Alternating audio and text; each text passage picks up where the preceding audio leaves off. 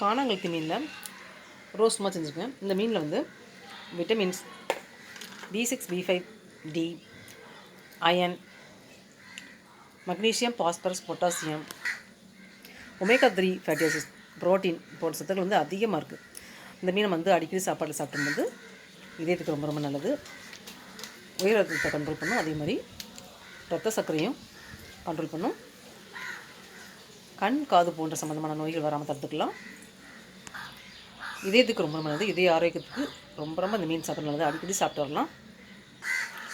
Omega 3 fatty acids அதிகமாக இருக்காங்க. மன இறுக்கம், மனப்பதட்டம், மன உளைச்சல் போன்றவற்றை தடுத்து நிறுத்தக்கூடியது. மன அமைதி பெறணும்னா இந்த மீனை வந்து சாப்பாட்டிலேருந்து அடிக்கடி சாப்பிடணும். கானாங்கழுத்தி மீன்